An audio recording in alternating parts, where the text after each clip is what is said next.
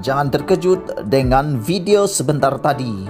Bagi Anda yang pernah tinggal di Malaysia ataupun penduduk Malaysia, Anda pasti pernah melihat video tersebut.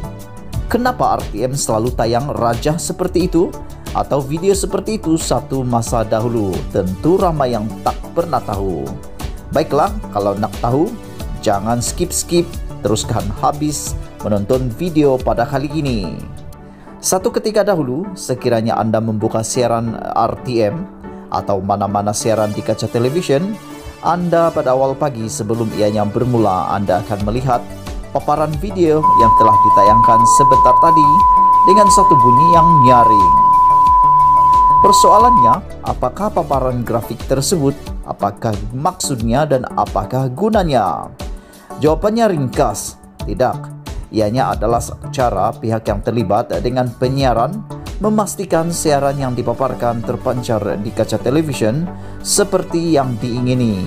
Ianya mempunyai maksud tertentu yang hanya difahami oleh pihak yang terlibat di sebalik tabir penyiaran kaca di televisyen Anda. Pertama, fungsinya sebenarnya adalah untuk tes kad. Bagi yang tidak tahu, paparan grafik berwarna-warni ini juga dikenali sebagai kad visual ujian ataupun tes kad atau corak ujian tes pattern yang berfungsi menguji isyarat siaran televisyen. Namun dengan kemajuan teknologi masa kini, ianya tidak lagi digunakan. Kad ujian ini biasanya disiarkan pada masa ketika pemancar aktif tetapi tidak ada program yang disiarkan. Sebab itulah Anda biasa melihatnya pada awal pagi sebelum siaran bermula dan pada tengah malam ketika semua siaran rancangan yang dipaparkan telah tamat. Digunakan sejak siaran televisyen terawal, kad ujian visual pada asalnya dahulu adalah kad fisikal, di mana kamera televisyen akan memfokuskan padanya. Kad seperti ini masih digunakan untuk penentu ukuran, penjajaran dan pemadaman antara kamera dan camcorder. Kad ujian visual di televisyen pertama kali digunakan pada tahun 1920-an. Nilai estetika atau coraknya tidak penting kerana ia dirancang secara teknikal untuk membolehkan jurutera elektrik menjadikannya sebagai panduan untuk menentu ukur dan menghasilkan gambar yang sesuai. Kad ujian ini akhirnya menjadi ikon nostalgia era TV hitam putih. Pada awal kemunculannya, kad ujian yang digunakan bukanlah seperti yang biasa kita lihat.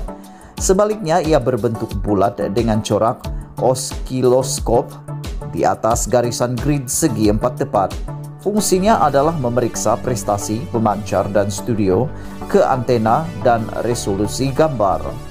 Sekiranya bentuk bulat pada tengah berbentuk bujur dan tidak bulat dengan sempurna, misalnya, ini bermakna terdapat masalah teknikal yang perlu diperbaiki dan paparan visual yang dipaparkan bukanlah yang terbaik.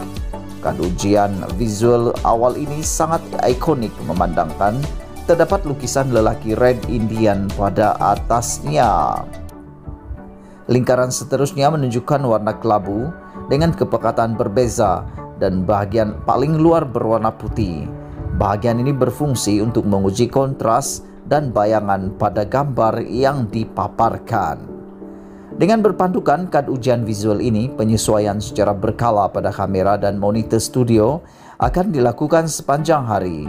Seorang jurutera penyiaran yang berpengalaman dapat melihat gambar lelaki Red Indian dan dengan cepat mengetahui sama ada visual yang dipaparkan adalah baik atau terdapat sedikit perubahan yang perlu dilakukan. Kad ujian visual ini memaparkan semua elemen yang diperlukan untuk menyesuaikan perspektif, pembingkaian garis lintang, tindak balas frekuensi, kontras, dan kecerahan. Setelah TV warna diperkenalkan, kad ujian ini diwarnai, tetapi pada tahun 70-an, ia tidak digunakan lagi. Terima kasih kerana telah menonton channel ini. Jangan lupa tekan butang subscribe dan kita jumpa lagi. Bye-bye.